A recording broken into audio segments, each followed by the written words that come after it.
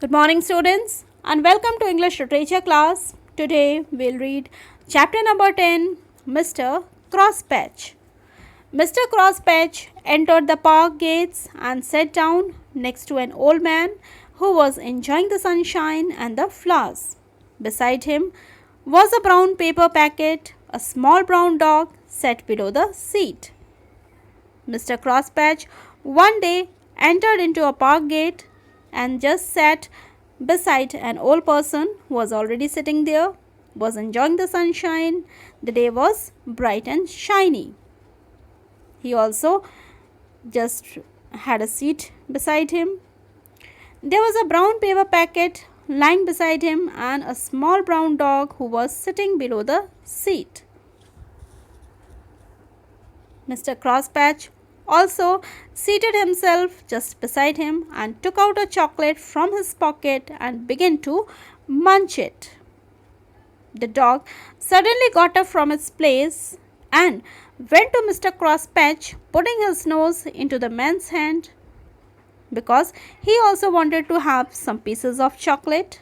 But Mr. Crosspatch jerked it away at once, threw that dog away, and said, "Go away," he shouted.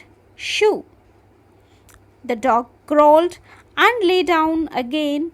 Crosspatch turned to the old man and snapped at him.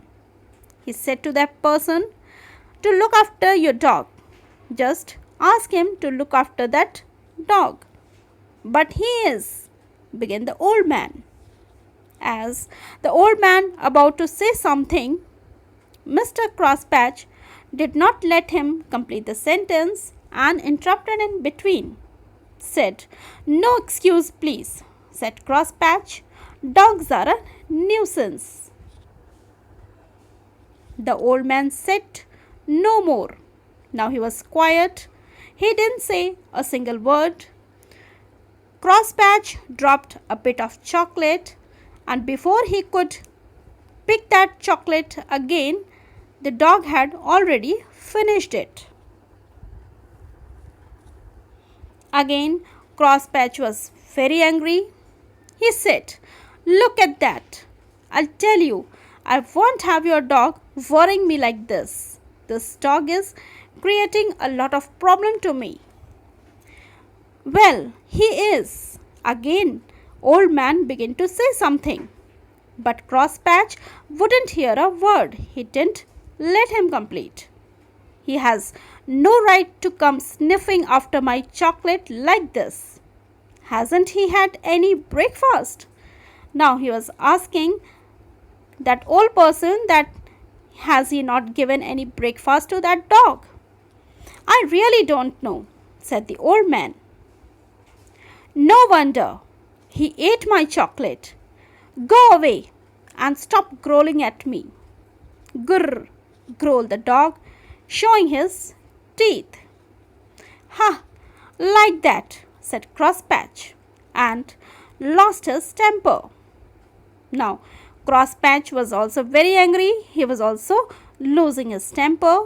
He took the dinner packet and threw it at the dog.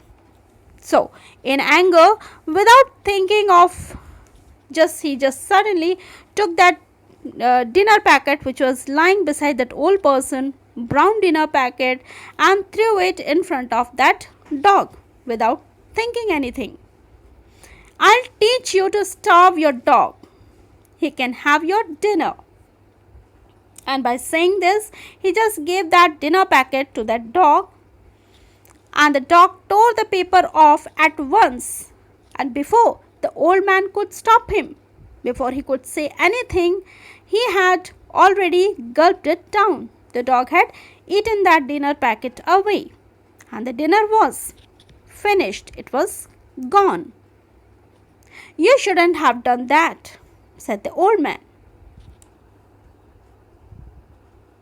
"Bah," said Crosspatch, thoroughly enjoying himself. Now, Crosspatch was feeling satisfied after doing this thing. Soon, the tall and burly park keeper came that way. Mr. Crosspatch called him. I want to make a complaint about this man and his dog. Then soon a man came towards them. He was a park keeper, and Mr.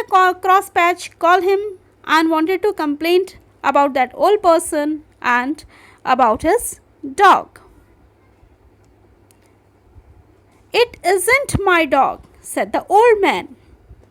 "I kept trying to tell you, but you wouldn't listen." So the old man cried. He told, "This is not my dog. This dog doesn't belong to me. I was trying to tell you for a long, but you didn't allow me. You didn't let me complete my sentence." The Crosspatch then cried angrily, "Then whose dog is it?" "It's not this dog. It is not his dog. It's mine," that park keeper said. Actually, that dog belonged to that park keeper. "I had to go for some work and I had left my dog here to guard my dinner, which I left on the seat."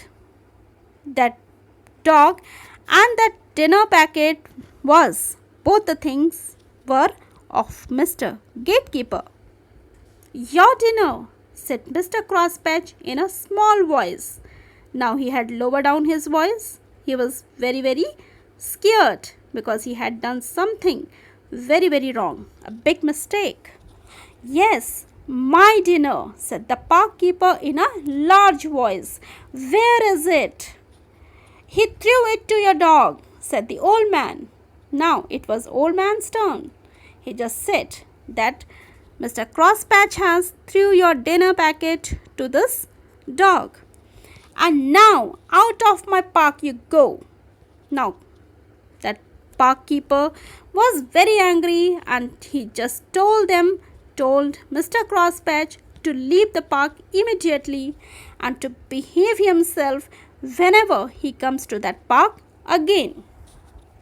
But Mr. Crosspatch won't ever go that park again. He was so scared after this incident. He just don't want to come this park again, and because he was too much frightened and he had done a big mistake, and due to his foolishness he had done a great nuisance. So that's all in this chapter. Thank you.